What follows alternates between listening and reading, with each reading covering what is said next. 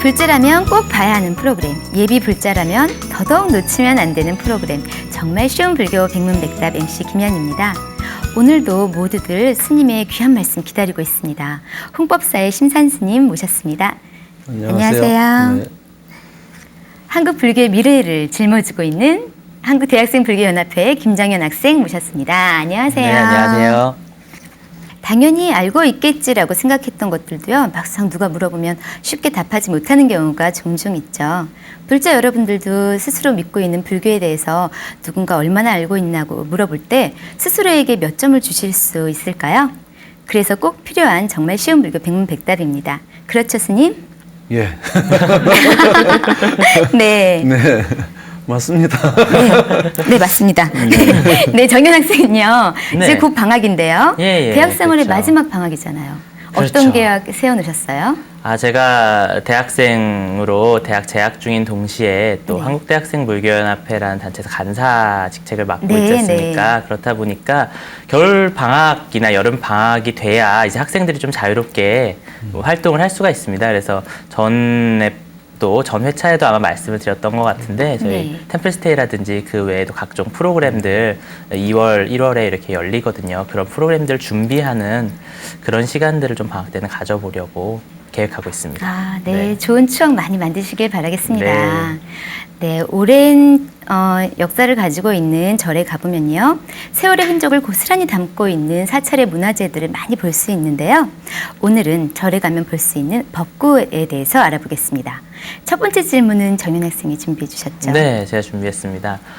스님, 네. 그 절에 가면 굉장히 그 큰 절 같은 경우에는 이제 큰 북이 있고요. 네. 그다음에 그 옆에 큰 종이 있습니다. 네, 근데 때때로 시간을 맞춰 가면 스님들께서 막 이렇게 북을 두드리시는 모습도 보고 또 종을 치시는 모습도 봤는데 이 종이나 아니면 이 북을 정확하게 언제 어떤 이유로 사용하는지는 사실 잘 모르는 경우가 많거든요. 그래서 그런 언제 그 종과 북과 그런 기타 다른 그 기구들이라고 할 수 있을까요? 그런 것들을 사용하는지.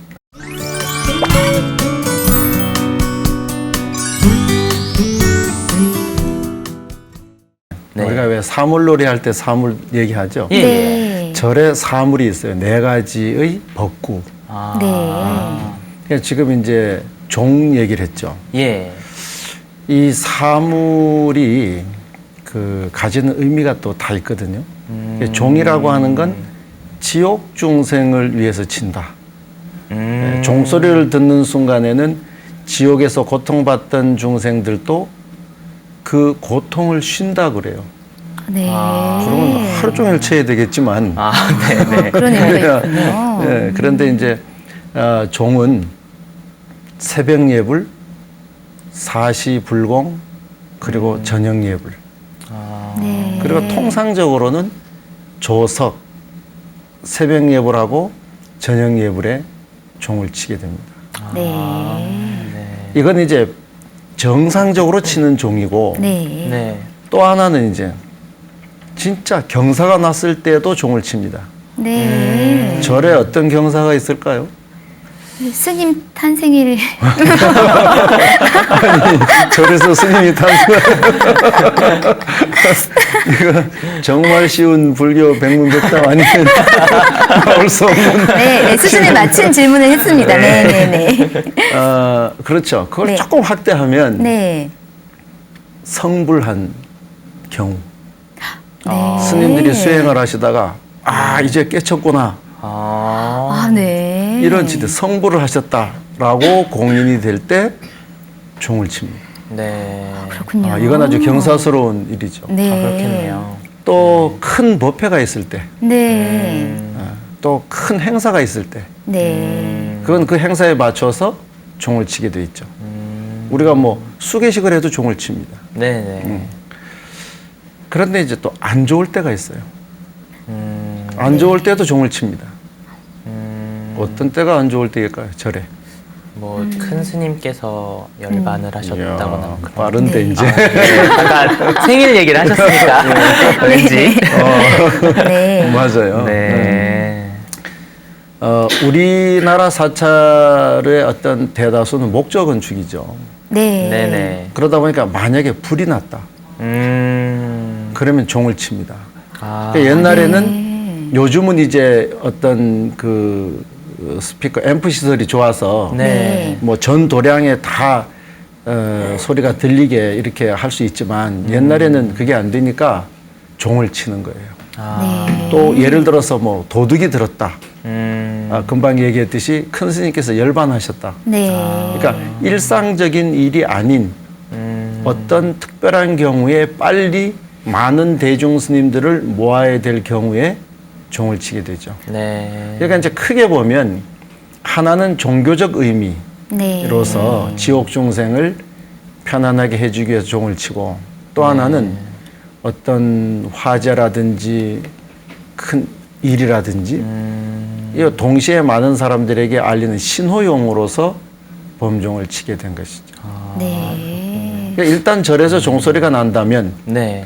그건 아마 좋은 일이거나 혹은 그렇지 않거나 그러나 대개 이제 좋은 일들은 미리 예고가 되어져 있는 부분들이 있으니까 네. 아 지금 이제 법문을 하시는구나 법회를 하시는구나 그렇지 않으면 아 이거 뭐 큰일이 있구나.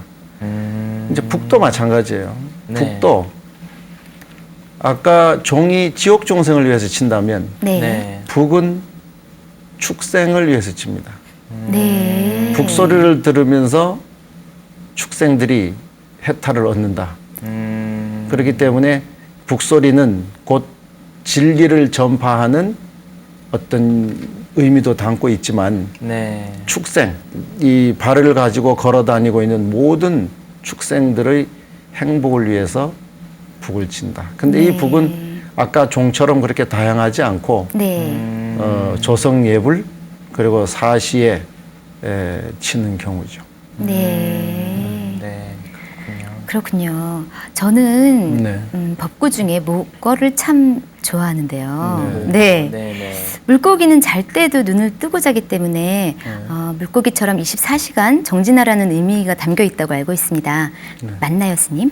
좀 자리 바꿔야 되겠다. 공부 조금 했습니다. 네. 네. 네, 정확하게 맞습니다. 그러니까 네. 목어는 아까 이제 사물이 있다 그랬는데 네. 네. 그 중에 이제 종하고 북하고 네. 그 다음에 목어죠. 네. 목어라고 하는 것은 수중에 있는 그러니까 물 속에 사는 그런 미물, 네.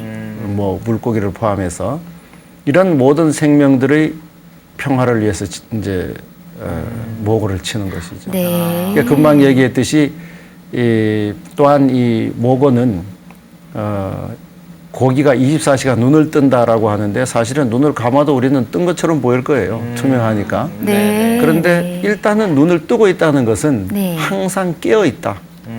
그래서 이 물고기에서 유래된 게 사실은 목탁이잖아요. 아, 목오고 그렇습니까? 목탁이죠. 아, 네. 네. 그러다 보니까 24시간 깨어 있는 삶, 항상 세상에 눈을 뜨고 바라볼 수 있는 그런 마음. 그래서 세상의 목탁이 되겠다라고 하는 것은 그만큼 세상에 대해서 관심을 가지고 바라보겠다라고 하고 자기 자신을 늘 살피겠다는 의미가 거기에 담겨 있습니다. 네. 그리고 한 가지 남은 것은 운판이라고 하는 것인데 네. 운판은 구름 모양을 하고 있죠. 네. 그러다 보니까 운판을 치는 것은 네. 허공 중생, 뭐 예를 들어 새처럼 날아다니는 네. 날짐승. 예, 이런 허공의 날짐승, 뭐 새와 같은 이런 중생들의 평화와 안락을 위해서 운판을 치게 되어 있습니다. 네. 그러면 여기서 중요한 건 종을 치고 북을 치고 모고 운판을 친다는 것은 네. 그걸 아침과 저녁에 계속 쳐서 그 중생들의 평화를 생각한다는 것은 네. 불교가 가지고 있는 어떤 생각을 총체적으로 나타내는 것이에요. 자, 지옥 중생, 허공 중생, 땅 위를 걸어 다니고 기어 다니는 중생, 그리고 물속의 중생.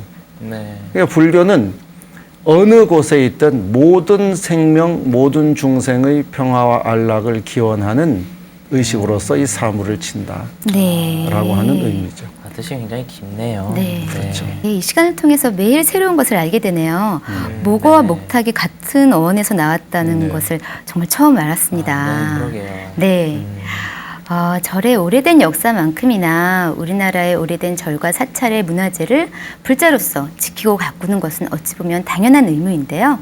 그 의무를 다하기 전에 그 의미를 잘 이해하고 알아야 하는 것도 아주 중요한 일이겠죠. 네. 그리고 우리가 법당에 가거나 대웅전에서 보면요. 와, 정말 아름답다, 대단하다 하는 감탄사가 절로 나오는 그림들이 있습니다. 바로 부처님 옆에 모셔져 있는 탱화인데요.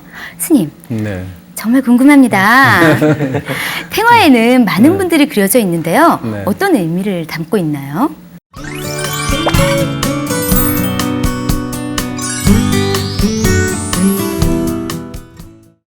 탱화는 먼저 우리의 신앙 대상을 네. 그림으로 표현했다. 네. 이렇게 얘기할 수 있어요. 네. 근데 종류도 다양하죠. 네. 네. 예를 들어서 후불탱화. 후불탱화라고 하는 것은 상단의 부처님과 보살님 뒷면에 그려져 있는 탱화를 후불탱화라고 하고 네. 그 다음에는 이제 신중탱화가 있습니다. 네. 네. 신중단에 모셔져 있는 신중단에는 앞에 신중의 어떤 형상을 모시는 경우가 거의 없기 때문에 네. 후불탱화라는 것보다는 이제 신중탱화. 네. 그 다음에 이제 상단과 중단이 아닌 영단이나 혹은 그 밖에의 그 탱화에는 뭐 칠성탱화, 산신탱화, 독성탱화 뭐 여러 가지 탱화가 또 있죠. 그러면 상단에도 부처님 탱화가 있고 보살님 탱화가 있습니다. 네. 서가모니 부처님을 모신 데에는 서가모니 부처님을 중심으로 해서 서가모니 부처님의 10대 제자, 그 다음에 보살, 그리고 신중, 그리고 사천왕까지 네. 그 한 폭의 탱화 속에 다 제자리를 잡아서 모셔져 있죠. 네. 그리고 이제 부처님 탱화에는 뭐 비로자나불 탱화라든지 약사열의 탱화라든지 아미타 탱화라든지 그 어떤 부처님을 주불로 모시느냐에 따라서 그 부처님과 연관된 제자와 보살 신중을 그 한 폭의 탱화 속에 다 그려 넣는. 근데 이것이 너무 질서정연하고 또 우리가 흔히 말하는 위계 질서가 굉장히 잘 짜여져 있어요. 네. 그 탱화를 바라보면 주불 옆에 그 차례차례 순서대로 그려져 있죠. 그 어떤 표현에는 뭐 요즘 우리 얼마 전에 G20 네. 네. 그 정상회의 할 때 이렇게 촥 단체 사진 찍듯이 부처님을 중심으로 한 부처님과 제자와 보살과 신중들의 단체 사진과 같은 그런 모습을 하고 있는 것이 탱화다. 네. 탱화에도 많은 종류가 있네요. 그러게요. 생각해보니까 저희 학교 불교학생의 법당에도 불교학생의 각 학교, 대학교마다 네. 동아리방에 법당을 모시는데 거기도 석가모니 부처님 탱화가 있는 것 같아요. 근데 그렇습니까? 주의 깊게 보지 못했거든요. 네. 스님 말씀 들어보니까 다시 가서 좀 주의 깊게 바라봐야 될 것 같습니다. 네. 네. 이번에는 오늘 배운 내용 복습해보는 시간을 한번 갖겠는데요. 네. 심산 스님의 한 문장은 언제 들어도 마음속에 쏙쏙 들어오는 신기한 매력이 있는 것 같아요. 네, 심산 스님의 정말 쉬운 불교 한 문장 부탁드립니다. 늘 깨어 있으라. 네, 글쎄요. 아까 모고 얘기를 했죠. 네, 그러니까 물고기는 항상 눈을 뜨고 세상을 바라보고 있다고 그랬잖아요. 네, 그러니까 자기 자신에 대해서도 늘 깨어 있어야 되고 네, 세상에 대해서도 늘 깨어서 사람들의 어떤 변화와 흐름을 이해할 때 우리가 그 중생들을 제도할 수가 있겠죠. 네. 그렇기 때문에 첫째는 자기 자신의 네. 그리고 둘째는 우리 주변 이웃에 늘 깨어 있는 삶을 살았으면 좋겠다. 네. 늘 깨어있기 위해서 정말 열심히 노력해야겠습니다. 네. 네, 이번에는 불자 여러분들께서 어떤 점이 궁금하신지 해결해보는 시간입니다. 시청자 질문 시간 정연 학생이 준비해 주셨죠? 네, 시청자 질문 시간입니다. 절에 갔다 내려오는 길에 우리 둘째 아이가 기념품 가게에서 죽비를 사달라고 졸라서 사주었더니 그 소리가 신기한지 집에서도 딱딱 소리를 내며 엄마, 절에서는 죽비로 뭐 해? 라고 물어봅니다. 사실 TV에서 스님들이 정진하다 잠깐 졸면 스님들께서 이렇게 죽비로 어깨를 쳐서 잠을 깨우는 모습을 본 적이 있는데요. 죽비는 정확히 어떤 때에 어떻게 쓰이는 것인가요? 라고 질문해 주셨습니다.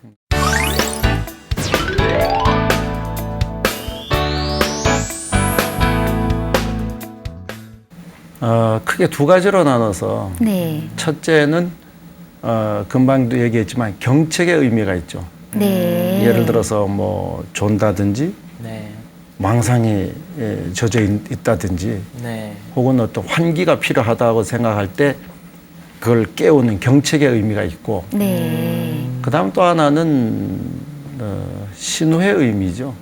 자, 네. 지금부터 참선을 시작합니다. 아, 네. 자, 지금부터 이제는 참선을 마칩니다. 그리고 절할 때도 자, 이제 절을 시작합니다 하고 죽비를 치면 같이 그 죽비 소리에 맞춰서 네, 네. 절을 하게 되죠. 네. 그러니까 이제 가장 중요한 것은 어떻게 보면 경책의 의미가 있겠지만 그러나 많은 대중이 함께 모여서 수행하는 공동체 안에서는 네. 신호의 의미도 대단히 중요한 의미다. 네. 아, 불자 여러분들도 다 이해가 되셨나요? 근데요, 저 죽비 맞으면 아픈가요? 맞아봤어요? 아, 전 한 번도 맞아본 적이 없습니다. 소리는 큰데 실제 아프지는 않습니다. 네. 아, 그런가요? 그러니까 경책의 의미가 있죠. 네. 만약에 진짜 아프다면 그건 경책이 아니라 좀 곤란하겠죠. 체벌인가요? 네. 네. 아, 그렇군요. 네. 네. 불자 여러분들은 어떤 소리를 좋아하세요? 우리가 산세에서 듣는 새벽 종소리와 그리고 풍경이 흔들리는 소리만큼 우리 마음을 맑고 고요하게 해주는 소리가 또 있을까 싶습니다. 종소리와 풍경소리처럼 불자 여러분들께 꼭 필요한 정말 쉬운 불교 백문백답 되도록 노력하겠습니다.